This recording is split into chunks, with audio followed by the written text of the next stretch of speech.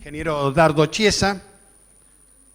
El ingeniero Dardo Chiesa actualmente es el presidente de Confederaciones Rurales Argentinas, fue fundador de la Sociedad Rural de Macachín en La Pampa, fue presidente de la Confederación de Asociaciones Rurales de Buenos Aires y La Pampa entre 1998 y 2002 y presidente del Instituto de Promoción de la Carne Vacuna Argentina entre el 2007 y el 2011.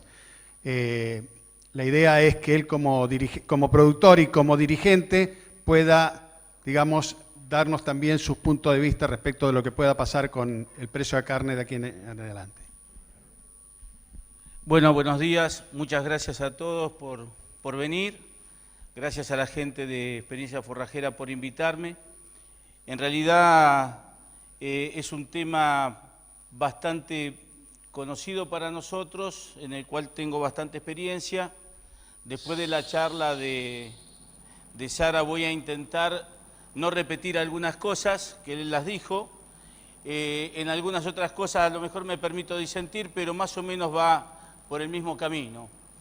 Y básicamente lo que tenemos que pensar, que la ganadería se comporta en el mundo de una manera absolutamente distinta de cómo se ha comportado en la Argentina, pero que por una cosa o por la otra llegamos a la misma ecuación. No hay. Estamos en una ecuación de escasez en el mundo, después vamos a ver por qué, y estamos en una ecuación de escasez en la Argentina porque gracias a las malas políticas que llevó adelante el kirchnerismo perdimos nada más y nada menos que 12 millones de cabezas. 12 millones de cabezas que, para que ustedes se hagan una idea, es la totalidad del rodeo de Uruguay. Es como si hubiera pasado un tsunami y por Uruguay se hubiera llevado hasta la lechera. No haya quedado nada. Esa es la magnitud del daño. Y además sumémosle que de esos 12 millones, el 60% fueron hembras. Entonces, cuando veamos cómo va a recomponer el rodeo, para ver cómo podemos seguir, pensemos que el rodeo está vulnerado. Si nosotros hacemos una hoja de ruta, tenemos que ver cuál es el contexto mundial, qué cambió en la Argentina, que cambió bastante, las oportunidades del mercado internacional y los desafíos del mercado. Y en el contexto mundial hay tres cosas que pegan y muy fuerte. Una es la gran caída de los precios de los granos, un fenómeno que no hay que dejar de mirar, que es la revalorización del dólar sobre los valores de los productos. Si ustedes se recuerdan, hace 7, 8 años, la gran crisis internacional de Estados Unidos, la crisis de las hipotecas, hizo que el dólar se devaluara abiertamente. Recuerden cuando subió Obama, tuvo que tirar una parva de plata para poder salvar la economía americana y eso hizo que el euro tomara un valor con respecto al dólar de 1.36, 1.38, llegó a necesitar 1.40 dólares para comprar un euro. Estados Unidos se recompone y hoy es 1.03. Cuando nosotros vendíamos Hilton, como estamos vendiendo ahora, 13, 14 mil dólares la tonelada, pero se lo vendíamos a los europeos a 13, 14 mil euros, eso era 20 mil, 22 mil dólares. Por eso pega en los precios de los mercados, pega en los precios de los granos y pega en todas las unidades transicionales, ¿sí? Y fijémonos cómo históricamente, cada vez que hemos tenido dólar débil, hemos tenido commodities altos, y cuando hemos tenido dólar fuerte, que es lo que viene ahora, la economía americana se acomoda, el dólar toma valor, los precios de los commodities van cayendo. Y si lo miramos en los cereales, vemos cómo sistemáticamente el valor del trigo y del maíz han ido cayendo. Esto viene acompañado de este tema, ¿sí? Si vemos el contexto que tenemos, cómo nos paramos nosotros como argentinos frente al negocio, no hace falta que les diga que a partir de diciembre del año pasado las reglas cambiaron, que antes teníamos un brutal atraso cambiado, para el gobierno la inflación no existía, había una pelea con los holdouts y la pelea de los holdouts se soluciona ahora y hay que tenerlo en cuenta porque es la tasa de crédito que nosotros vamos a pagar depende de la solución de este conflicto. El índice de riesgo no es lo mismo prestarle a un país que está en cesación de pagos que prestarle a un país que está dentro del circuito y eso nos afecta a nosotros en la tasa del banco de la esquina. Argentina cada vez más aislada del mundo, únicamente amiga de Venezuela. Y el campo, no se lo tengo que decir a ustedes, nosotros lo vivimos, fuimos los enemigos del gobierno. Tuvo dos enemigos el gobierno, el Grupo Clarín, la prensa opositora y el sector del campo. Sumado que el sector del campo fue el único que se le puso de frente y le ganó la batalla y se le ganó con la 125, con lo cual política castigo, peor todavía. Anoche charlábamos con algunos en el almuerzo y nos acordábamos cuando la expresidenta se alegraba que caía el precio de la soja porque nos perjudicaba a los productores y se olvidaba que la Argentina con esa devaluación del precio de la soja perdía para su presupuesto anual 3.000 millones de dólares. Sin embargo, tenía una percepción de amigo-enemigo que iba más allá de la necesidad o las necesidades del país. Nos liberaron el cepo, nos sacaron las retenciones. Quiero rescatar algo, ¿sí? y lo rescato, que es esto: 48 horas hábiles de asumido el gobierno, el presidente Macri se va a Pergamino y con los productores saca las retenciones y dice: muchachos, vengo a cumplir las promesas de campaña. Habla muy bien del presidente Macri, pero también habla bien de los dirigentes que estuvieron en la ruta, en la 125, y los que pudimos mantener el reclamo en la agenda para que 48 horas de asumido el nuevo presidente sienta la necesidad de sacar las retenciones y a la semana liberar el cepo. Y esto es importante porque hace al contexto. El sector agropecuario hoy gravita políticamente en la economía y esto de que hay puertas abiertas, realmente como dirigente lo tengo que decir, hay puertas abiertas. Los problemas son difíciles y nos presentamos frente a una problemática. Nos sacaron las retenciones, nos sacaron el cepo cambiario, nos dieron la libertad de comercio, que no es menor, hoy poder sembrar trigo y venderlo el día que se me cante sin entrar en ninguna lista y lo podré cobrar en peso, en dólares o en yuanes, es una libertad que nosotros la habíamos perdido y hay que agradecerlo, pero nos corrieron el árbol y queda el bosque. ¿Y en el bosque qué queda? Y en el bosque quedan los problemas que hace 12 años no se solucionan, empeorados y agravados. Dos de ellos se los nombro, muchos de ustedes acá son tamberos y saben de qué estoy hablando. Hay un problema estructural con la producción de leche que es muy difícil resolver,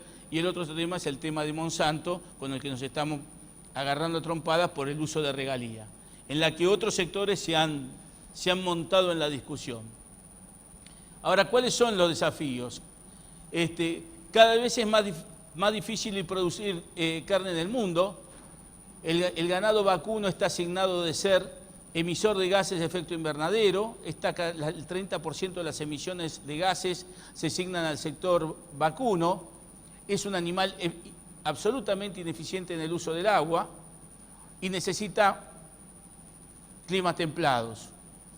¿Qué significa esto? No inviernos rigurosos. La calefacción es para la gente. El costo de la energía ya no permite calefaccionar establos. Esto hizo que en Rusia, desde la perestroika de esta hora, ya hayan perdido más de 36 millones de cabezas. En Rusia, después de la perestroika, dijeron: muchachos, la calefacción es para la gente, no para las vacas. Y perdieron 36 millones de cabezas. La demanda de carne en el mundo es sostenida. Para que tengan una idea, en el año 2050 vamos a ser casi 10.000 millones de habitantes. No existe la tecnología hoy en el mundo para darle de comer a 50.000 millones de habitantes y menos carne, con lo cual la carne va a ser, como dijeron ya en el Congreso Mundial de la Carne que organizamos nosotros en Palermo en el 2010, la carne va a ser un bien escaso y caro como el caviar ruso. La carne vacuna va a ser un bien escaso y caro en el tiempo. ¿Sí? Los precios internacionales de la carne no han sufrido la caída en dólares que sufrieron el maíz y los cereales, y Argentina vuelve a tener ventajas competitivas. Ventajas competitivas que es, primero, su recurso humano, que es una explotación que es tradición, que está altamente capacitada para producir carne y tiene una excelente genética y tiene excelente ambiente, ¿sí?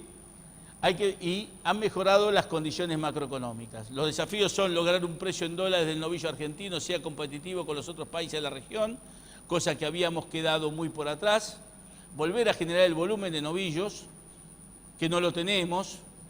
Hoy están caídas las exportaciones y no vamos a volver a cumplir la cuota Hilton, después lo voy a decir, pero para cumplir la cuota Hilton necesitamos 1.500.000 novillos gordos de más de 450 kilos engordados a pasto únicamente, y eso en la Argentina no existe más. Después vamos a tener que pensar qué hacemos con eso, y hay que mejorar las condiciones de acceso sanitario de diferentes países, entre ellos Estados Unidos, Canadá y por qué no llegar a Japón. La industria exportadora recuperó su poder de compra con un dólar más valioso. No es lo mismo exportar con 9,60 menos el 15 que exportar con 15, ¿sí? Y por otro lado le sacaron los ROE y le dieron la libertad de comercio. ¿Qué significa esto? Y que la industria exportadora tiene que volver a redefinirse y está en una amplia discusión. ¿Por qué? Porque el daño estructural también llegó a la industria. El señor Moreno se paró frente a los industriales y le dijo: el que más me manda carne al mercado interno más exporta. Y entonces los frigoríficos que eran netamente exportadores tuvieron que dedicarse a abastecer al mercado interno. Abastecer al mercado interno significa cambiar las estructuras, y no fue por un año o dos, fue por muchos años. Con lo cual hoy hay mucha industria que se está redefiniendo a ver qué hacemos. ¿Nos volvemos a preparar solamente para exportación? ¿Podremos vivir? ¿Nuestra empresa puede vivir solamente de lo que vamos a exportar? ¿Abandonamos el mercado interno? ¿Nos vamos todo al mercado interno y dejamos que el proceso de exportación lo hagan otros? ¿Cómo nos manejamos en este abanico de oportunidades? Miren, el negocio de la carne es un negocio de abanico, es un negocio de desintegrar, despiezar y tratar de colocarle a cada uno lo que mejor paga. China paga mejor el garrón y el brazuelo que Rusia, pero Estados Unidos no te compra garrón y brazuelo, y a lo mejor Estados Unidos te puede pagar un poquito más que Unión Europea el lomo, pero no te lleva la nalga para milanesa. A ver, y en ese contexto, el daño que se le hizo a la industria, no se olviden que hay más de 156 empresas frigoríficas cerradas, y las cerradas son las más formales, porque las menos formales son las que tuvieron o tienen contabilidad creativa y pueden sobrevivir con otros mecanismos, cosa que la formal no hace.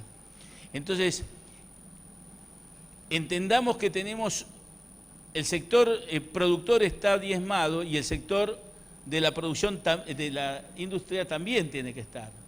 El novillo de Mercosur se ha acercado a los valores del novillo brasilero, estamos tomando competitividad, Brasil exporta otra cosa, y nos empiezan a ver de otra manera. Miren, yo participo del Foro Mercosur de la Carne y me tocó ser presidente también del foro. El Foro Mercosur de la Carne es un ámbito donde juntamos producción e industria de los 5 países del Mercosur.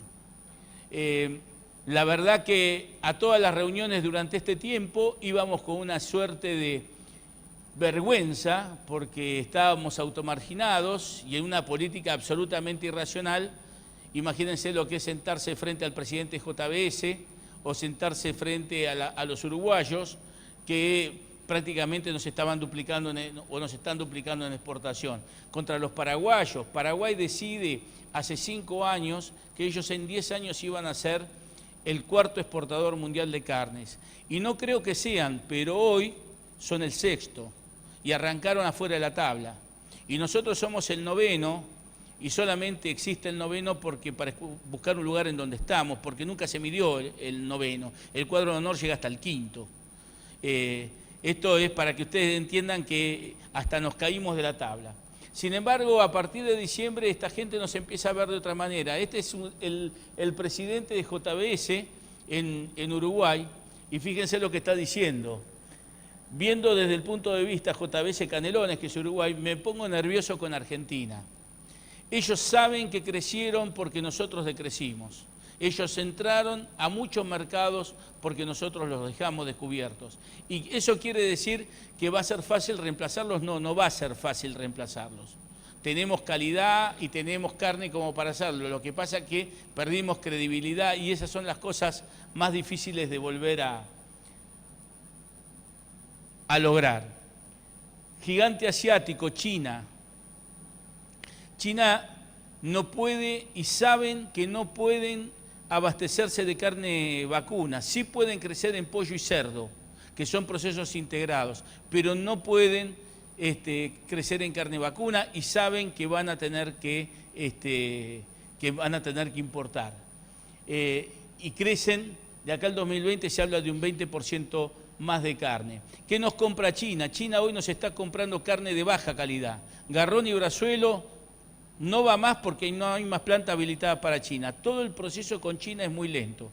Estamos trabajando poder exportar carne con hueso, estamos trabajando poder exportar carne enfriada, pero todo lo que va con los chinos es absolutamente lento y va a costar más.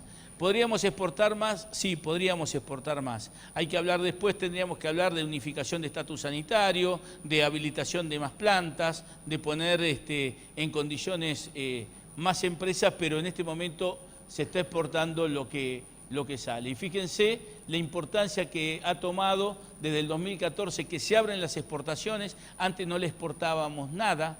La primera exportación de carne argentina de calidad a China fue en el 2013 para la CIAL China, que el instituto mandó 2.000 kilos de carne para la feria, y a partir de ahí fíjense cómo han ido creciendo las exportaciones. Este es otro nuevo escenario importante, que es el tema de la 481. 481 es carne de alta calidad para Europa, engordada a grano. Los últimos 100 días tienen que ser de dietas altamente energéticas.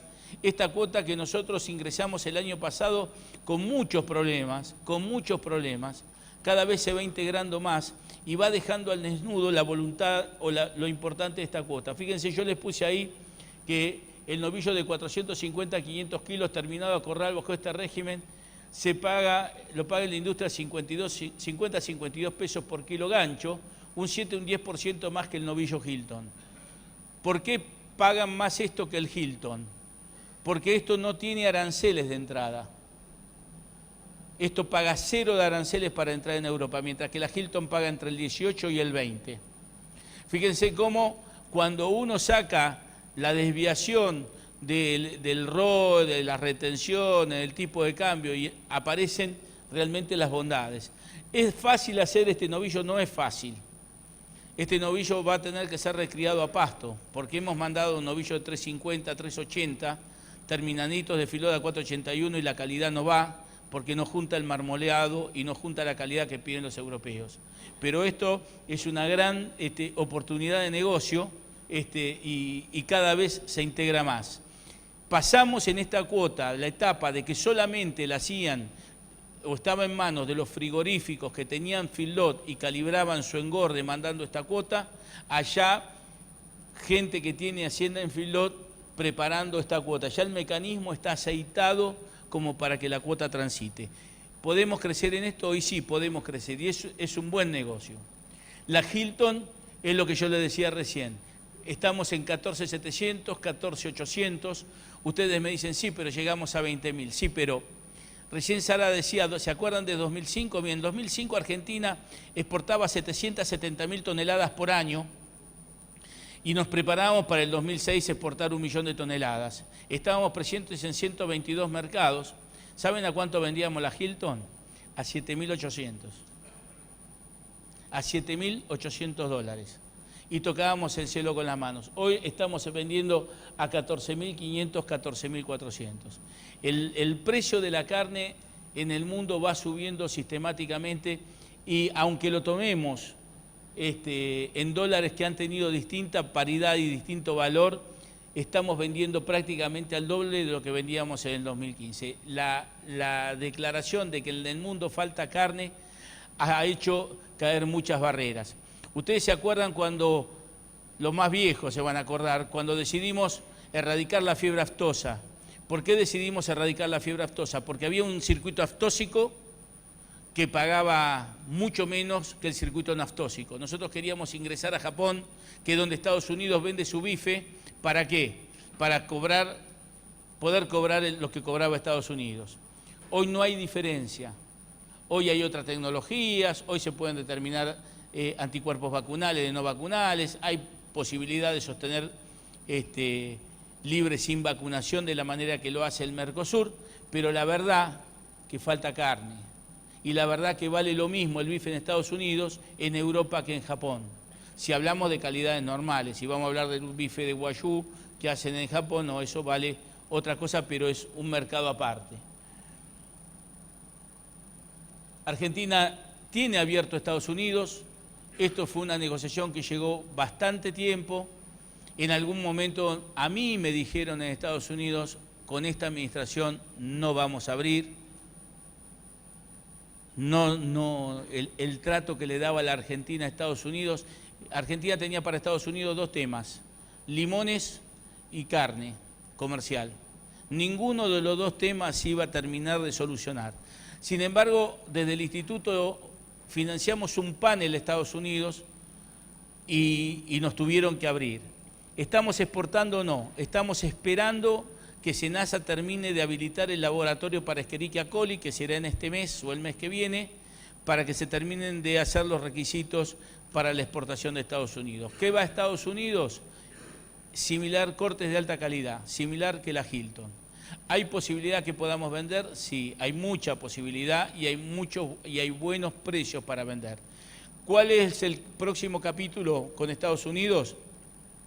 Menudencias. Estados Unidos no come menudencias, pero sí comen lengua. Y la lengua en Estados Unidos vale $8.000 la tonelada. Entonces, el poder vender lengua a Estados Unidos es un negocio particular. Fíjense que le estoy hablando de cosas puntuales, pero para un tipo que tiene un deposte, que tiene un frigorífico, entre vender la lengua que se la pagan 2 mangos con 20 en la carnicería y poderla preparar y vendérsela a 8.000 a los yanquis, es una diferencia sustancial al fin del mes, cuando el tipo tiene que cubrir sus costos. Y vuelvo al concepto, es tratar de colocar cada partecita en el lugar que mejor te lo pagan. Canadá fue una pelea igual que la de Estados Unidos. Más abiertos los canadienses, pero Canadá le vende carne a Estados Unidos, le vende carne para hacer hamburguesas o hamburguesas hechas. Nosotros llegamos a ser en el 2004-2005 el primer exportador mundial a Canadá y le vendíamos carne de industria, que es lo que le vamos a vender ahora, carne magra, porque ellos tienen un sistema de feedlot de 700 kilos y su carne es muy grasosa. Entonces, para bajarle el tenor graso, compran carne magra para hacer la hamburguesa. Esa hamburguesa se consume en Canadá y se vende a Estados Unidos. Evidentemente, si a Estados Unidos no nos abre, Canadá tiene el problema de tener que salir a dar sobre garantía sobre la carne que le vende a Estados Unidos porque tiene compras en Argentina. Bueno, estos temas se están solucionando, de hecho Canadá está abierto, estamos empezando a hacer los primeros negocios. ¿Por qué no sale una bandada de carne para Canadá? Porque Canadá tiene una cuota de terceros países que es algo más de 30.000 toneladas y los negocios se van haciendo de acuerdo a la past performance.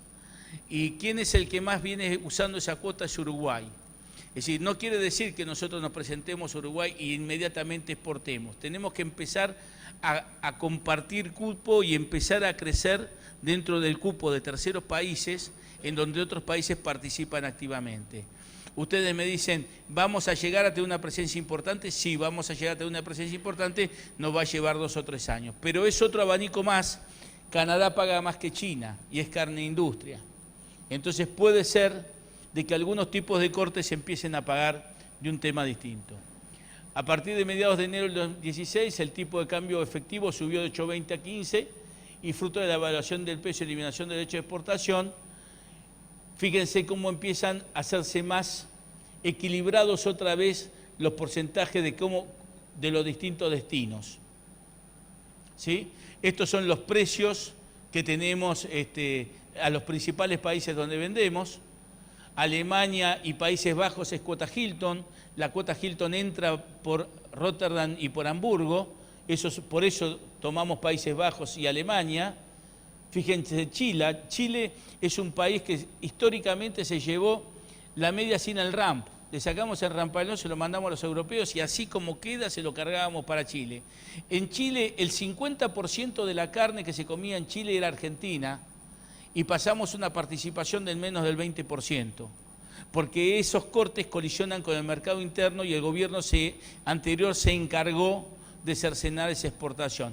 A tal punto que cuando Chile tuvo el terremoto, 2 camiones de carne de ayuda humanitaria de Argentina para Chile fueron frenados en la frontera y los mandaron de vuelta para atrás. No iban vendidos, era carne de industria que era ayuda humanitaria para el pueblo chileno. Después queremos que Chile nos dé paso para el mar y comparta con nosotros algunas cosas. Rusia, como ven, está absolutamente caído. Rusia es un mercado muy importante.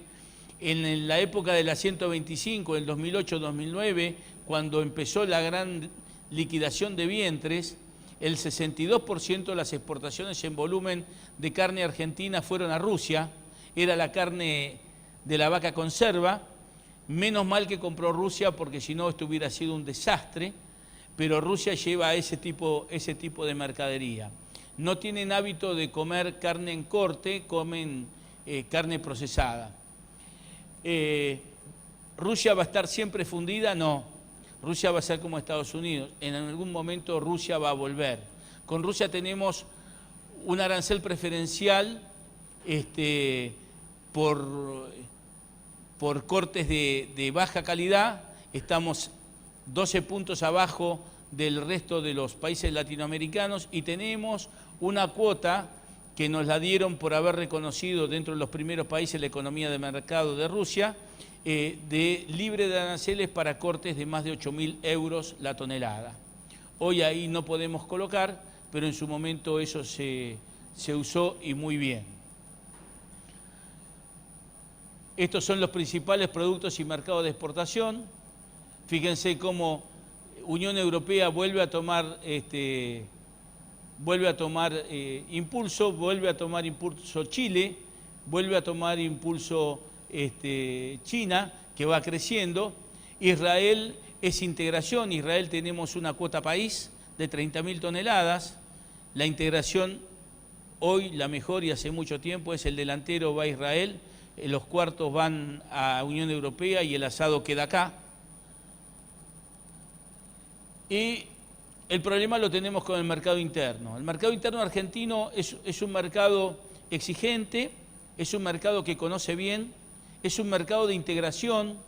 En ningún país del mundo nos comemos todo como nos comemos en Argentina. En Estados Unidos se gastan fortunas para crear nuevos cortes. El consumo grande en Estados Unidos es en hamburguesas. Se pican cortes como la palomita, que acá la comemos al horno. Allá se pique va hamburguesa porque su consumidor no lo valora. Y ellos envidian la manera en que nosotros integramos toda la red. Nosotros a todos los cortes le encontramos un uso y comemos todo. Por eso el mercado interno hay que defenderlo. Ahora, no es solamente el mercado interno. La ganadería argentina no tiene futuro si no hay exportación. Y hoy estamos exportando el 3%, el 3,5%, y tenemos que volver a exportar no menos del 10%. Y eso es un trabajo que lo tenemos que hacer entre todos y fundamentalmente el gobierno tiene que volvernos a dar condiciones como para que lo podamos hacer. Y no le estoy pidiendo grandes cosas, estoy pidiendo algunas cosas que otras veces se ha dado y fundamentalmente que cuando suba el precio, porque va a subir, lo que dijo Sara de la retención de hembras, que lo vamos a ver, y el aumento de peso de faena va a retirar oferta del mercado y la demanda es creciente y el precio va a subir, hay que ver cómo reacciona el gobierno en ese momento. La primera vez que se lo pregunté me dijeron no vamos a hacer nada, nos vamos a quedar quietos mirando, después lo vamos a ver, pero siempre los gobiernos están tentados a que cuando el precio de la carne se va para arriba, el precio de la carne sea de alguna manera manipulado. Y el desafío social, porque la carne forma una parte importante de la dieta argentina, nos guste o no nos guste. La faena estamos prácticamente igual que el año pasado. Esto ya lo pasaron, estamos en el 40,5, 41 de retención de faena de hembras. Esto significa que están quedando más hembras en el campo para ser madres. Y esto significa que estamos retirando oferta del mercado, justamente por eso, ¿sí? Y el peso de faena no mueve la aguja. Sí hay más novillitos que terneros, hay una yo diría, una trampita informática a la hora de sacar los DTE y cómo se denuncian las planillas de faena, pero en realidad un ternero gordo de 300 kilos no es un ternero, es un novillito. Y por ahí pasa la planta a la hora de ponerle los precios y en muchas plantas de ejercer la contabilidad creativa de la que les había hablado hace un rato. Y en realidad, esta cifra es de lo que se denuncia. Miren, el año pasado la Secretaría de Agricultura, una de las buenas cosas que hicieron fue salir a inspeccionar el tema del peso de faena en la planta. Y no es porque esté de acuerdo con el peso de faena, que estoy en desacuerdo con el límite del peso de faena, sino que si hay una norma hay que cumplirla. El promedio de las plantas de consumo promedio que ellos revisaron era de 226 kilos. 226 kilos. Entonces, ¿qué les quiero decir? Que hay mucha tonga en lo que se denuncia y que a veces estos datos oficiales no se condicen con la realidad. Todos lo sabemos esto, la relación de precio del kilo con el maíz se vino a la mitad, la salida de las retenciones subió el precio del maíz, ¿sí? Así que los planteos de suplementación y de engorde en base a esto tienen que ser revisados para que la suplementación tenga una rentabilidad acorde. Esto viene de la mano, si nosotros vemos cómo ingresaron la hacienda a los feedlots, sobre todo en el 2015, veamos cómo es la línea roja que va ahí al medio, veamos cómo los encierres sobre fin del año pasado bajaron y la salida de los bovinos está prácticamente igual. Hoy los feedlots están promedio país con un 50% de ocupación. Tiene dos problemas. El primer problema es la relación del gordo con el ternero. Es una relación muy difícil de recomponer. La necesidad de ir por mayor peso de faena para poder estirar el negocio y eso inevitablemente hace que tenga que haber una recría. La recría tiene dos mecanismos, la hacen encerrado con cierre de restricción, que con el precio del maíz hoy no dan los números, o tienen que ir al pasto. Con lo cual vuelve el pasto y los procesos de recría van a ser por pasto. La estacionalidad de la faena sigue siendo estacional, yendo a la primavera, y acá es donde nosotros tenemos que empezar a dar la batalla. Y esta batalla para nosotros en CRA es una batalla que hay que darla en carne, en leche, en fruta, en la uva, en todas las producciones, porque tantos años de que un señor se sentaba con 5 supermercadistas, con 5 cuentas, por decirlo de alguna manera, y establecía la regla de juego del comercio de los alimentos, llevó a abusos y usos y abusos por parte de las cadenas de comercialización en detrimento nuestra.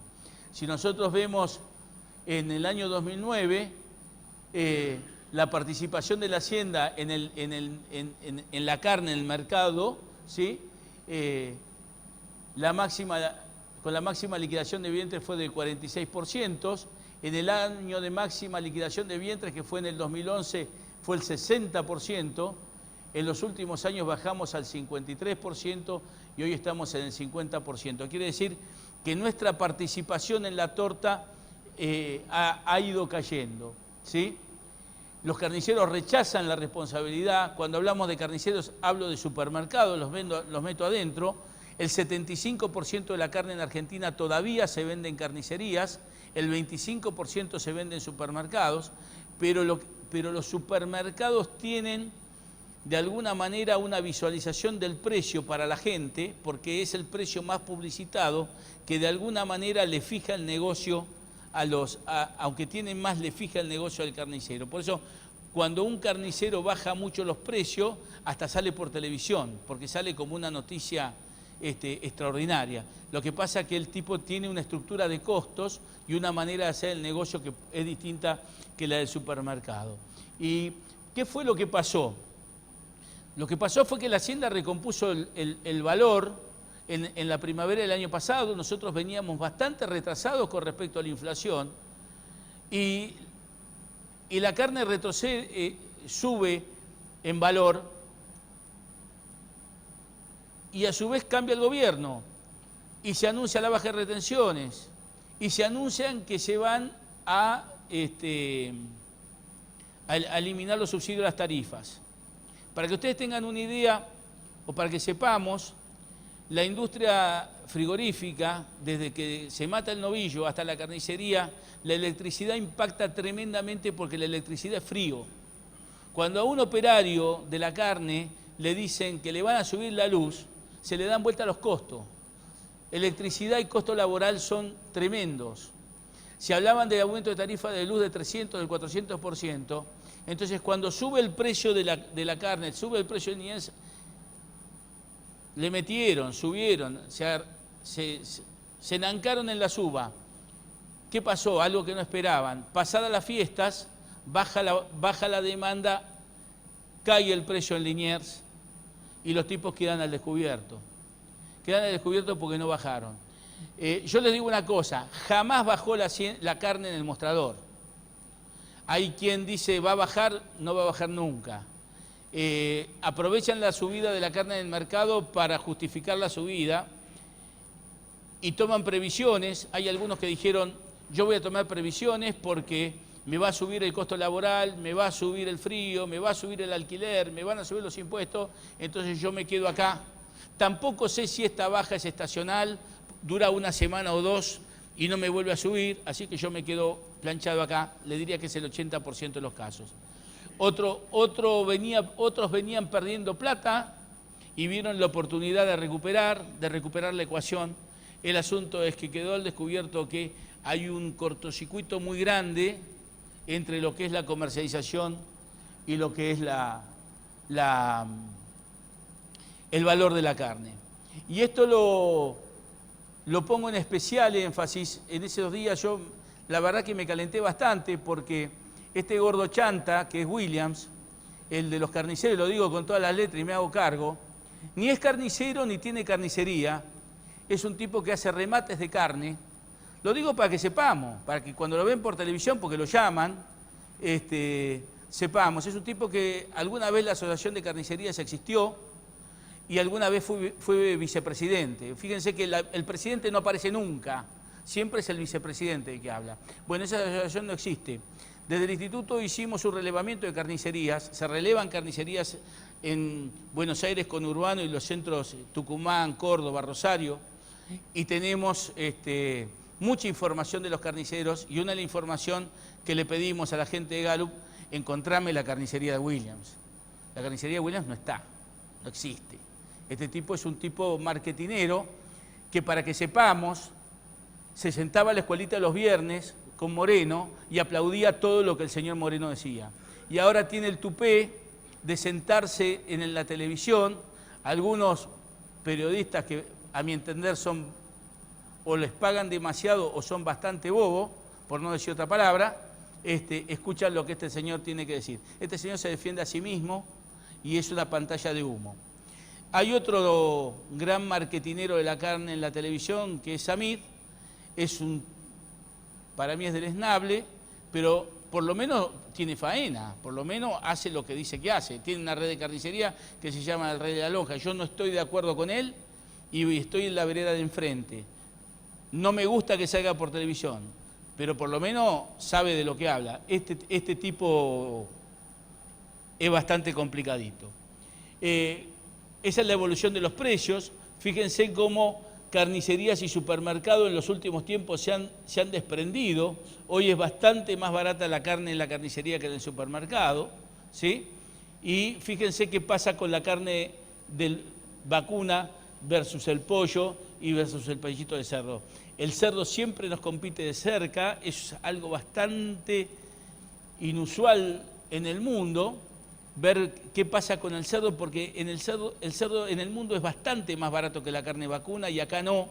Hay una suerte de visualización de que es una especialidad, que es para las fiestas, y eso complica un poco. También tienen bastante problemas en la distribución en las carnicerías y eso le genera distorsiones de precios en la parte de la comercialización y la distribución.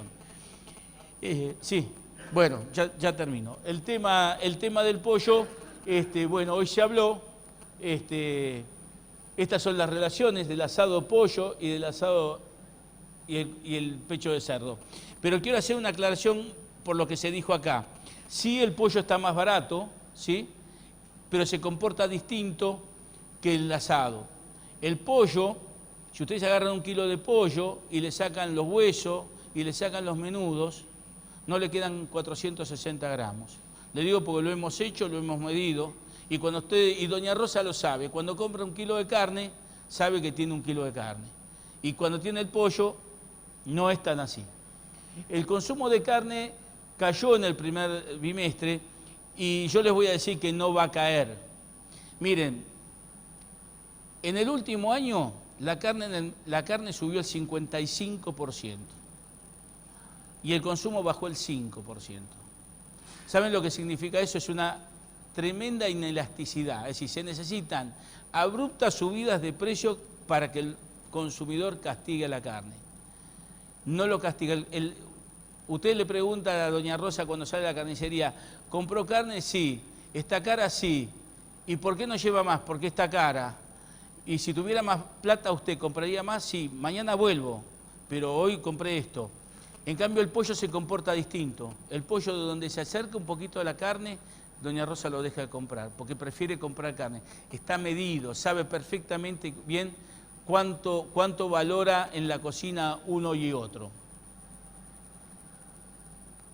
Cuando les dije de qué iba a hacer el gobierno no va a hacer nada con el tema de la carne. Esto, discúlpenme, a mi amigo Ricardo Bullaile, porque es mi amigo, esto es un globo ensayo. Uruguay no nos puede vender carne. En primer lugar, porque Uruguay es más cara que acá. Segundo lugar, porque a igualdad nuestra carne es muy superior.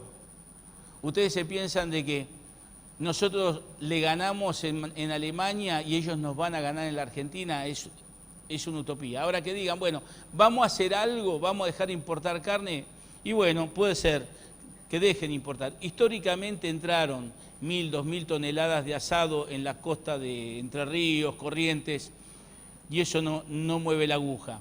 Se lo digo porque muchos productores me han venido a decir, che, fíjate, el gobierno nos va a abrir la importación, nos va a hacer pelota, CRA tiene que salir a decir algo. No vamos a decir nada porque sabemos que es insignificante.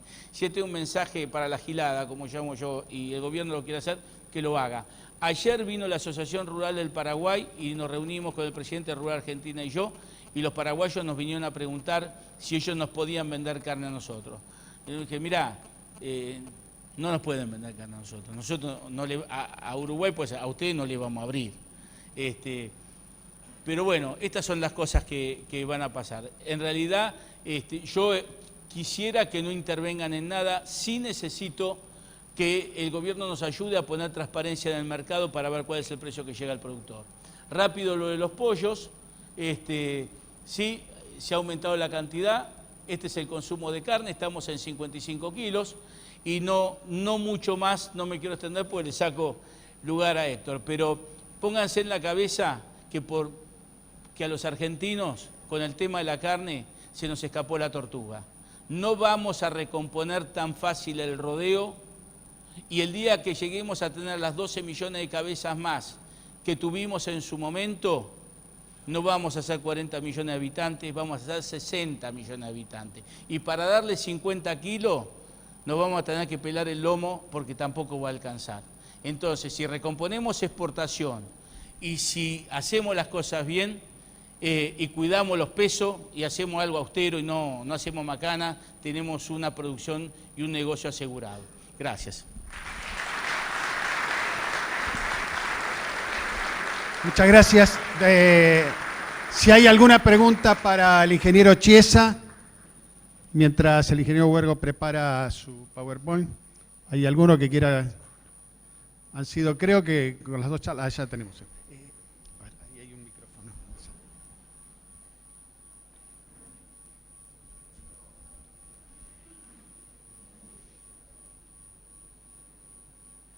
Sí, mi pregunta concreta es si se ha estudiado una degradación impositiva del novillo pesado. Sí, se ha estudiado y se ha presentado. Mirá, Las 4 entidades tenemos un plan ganadero, cada una tenemos un plan ganadero y en realidad es como la Santísima Trinidad. Somos 4 y el plan ganadero es 1. Decimos, todas hablan de la desgravación impositiva del novillo pesado, todo el mundo habla de la amortización acelerada de las pasturas, es decir, hay un montón de condicionamientos impositivos. Sí se han hecho, están en estudio. Hoy nosotros hablamos con el Ministerio y la gente del Ministerio nos dice, tomamos el gobierno con 7,5 puntos de déficit fiscal, del PBI de déficit fiscal, y las medidas para el sector nos llevaron al 9,5. Tenemos que terminar de acomodar para lanzar este tipo de cosas. No solamente lo presentamos, están convencidos que hay que trabajar por ahí, el tema es el momento. Bueno, muchas gracias, ingeniero. Muy amable.